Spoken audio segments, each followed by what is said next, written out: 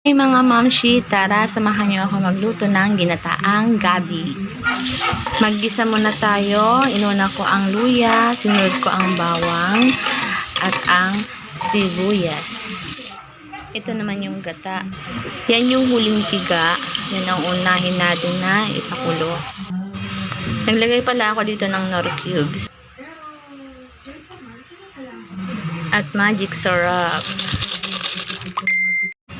At dahil kumukulo na, ay ilagay na natin ang ating gabi.